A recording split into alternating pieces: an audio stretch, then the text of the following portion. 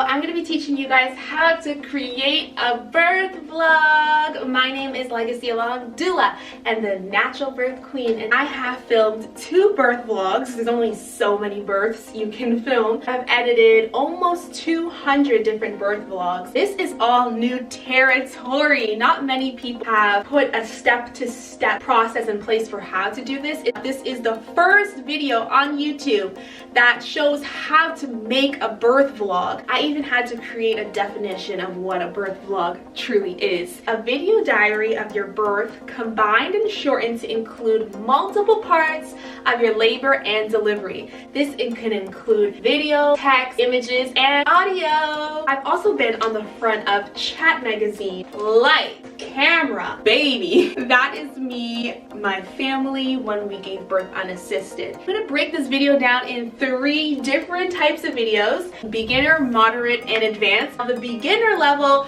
is basically just capturing what you can to the best of your ability. The moderate level is when you get into tripod, angle, and lighting. The advanced is drone shots, underwater shots. The differences between a birth vlog and a birth video. A birth vlog contains dialogue towards the camera as an audience. That's basically what I'm doing right now. Hi, my beautiful queens.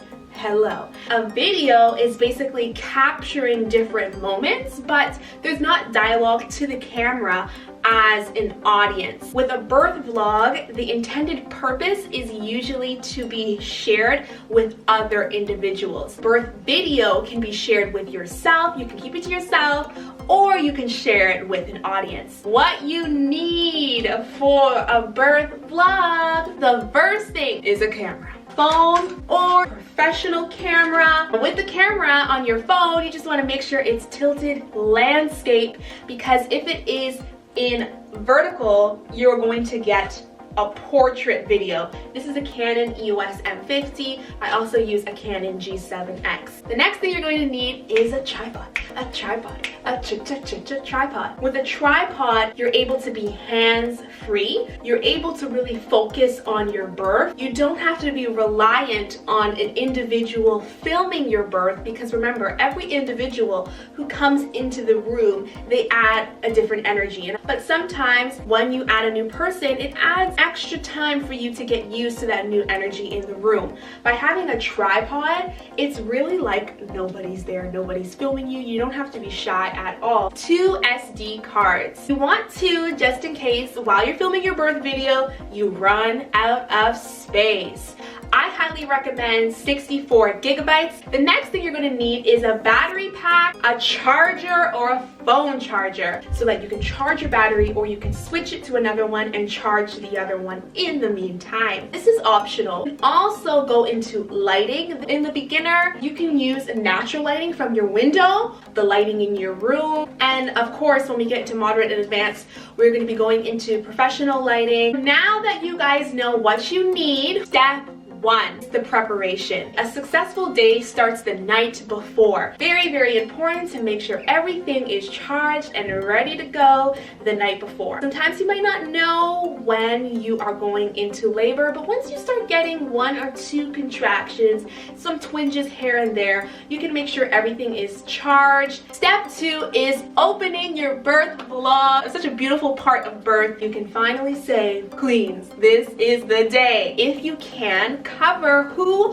what, when, where, why, and how. By doing this, you're going to answer a lot of the questions that your audience has. Step 3 is setting up your tripod in the space in which you would like to give birth. Step 4, you're gonna need a break, honey. You're gonna need a break. This is a very thorough step-by-step process of how to film a birth vlog. So a great method that you can use is film, break, film, break, film, break. Step 5 is filming your setup, and you can do this in a tour. Show everybody your birth tub, where your bed is gonna be, where your shower is gonna be. You can do a room tour of the birth center. You can do a room tour of the hospital. Of course, you're gonna take a break. You're gonna hydrate. You're gonna get some water flowing. You're obviously gonna be going into your contractions, so take your time. You want it to feel natural and do everything at your own pace. Step 6 is filming an update on how you feel, if there has been any cervical change, changes, body changes, or changes to your environment. So step 7 is going to be another update of how you are managing your labor or your contractions. This can be from you, your partner, your midwife. You can let your viewers know that you're going to go for a walk, you're going to try the mile circuit, anything that you have decided to do during your labor. Step 8 is filming your process with your contractions. This is a great way to give a candid look of what contractions look like for real. Oftentimes in the media, it's not really shown what it's like to go through a contraction. On YouTube is a great way for us to add to that narrative, really show people what it's truly like. You just record yourself going through that contraction. This feels so good. I can just feel my cervix thinning and melting away. Step 9 is a room update. If your birth pool is full, if your tub is full, if you set up the bed, if you change to the delivery room in the hospital. Step 10 is letting everybody know about your birth plan. Epidural, not have an epidural, anything that you want your audience to know. Step 11 is sharing your experience in how you feel in that present moment. Often after you give birth, it really becomes a blur, and so having that video of you explaining how you felt is actually a great memory for you. Step 12 is a dilation update. If you don't know how much you're dilating, you can let your audience know how close your contractions are and how long your contractions are. If you're getting your cervix checked, you can show your cervix checked by just putting your camera on your tripod, or get it checked and tell them afterwards. Step 13, we are moving in closer to the delivery of the baby, and with that being said, we want an update on the time. A lot of the audience wants to know how long you've been laboring for. Step 14, and that's recording the pushing.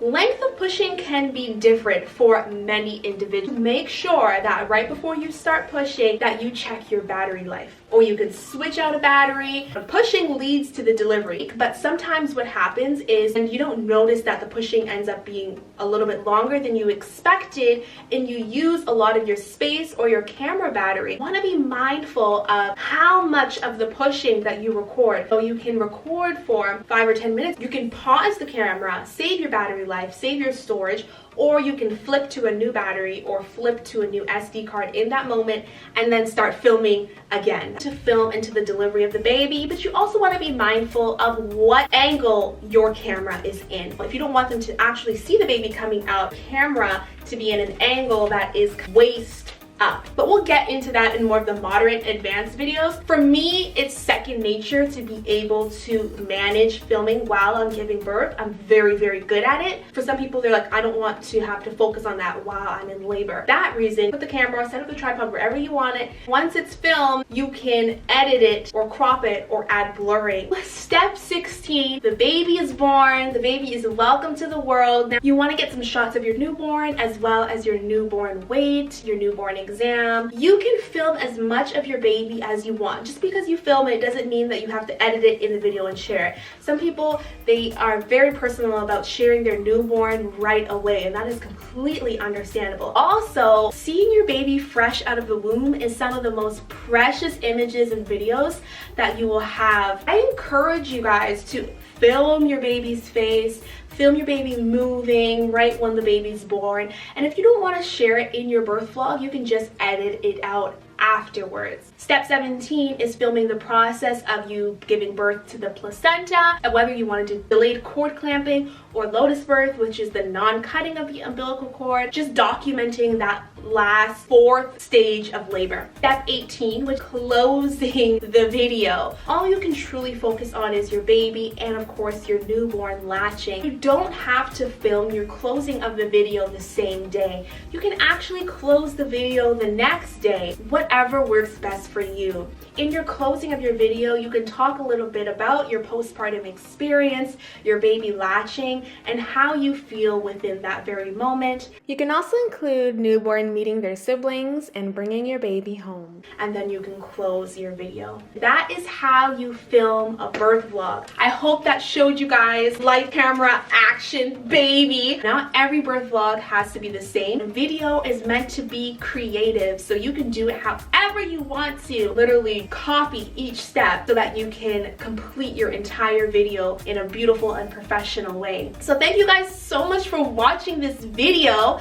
If you guys want to, you can follow me on Instagram at Legacy Along is my personal, at Legacy Birth is our birth account for this YouTube channel. If you guys have any questions, you can leave your comment down below and I would be happy to help. And click that red juicy button down below. Down below, it says subscribe. It says subscribe. And I will see you, beautiful queens, in the next video.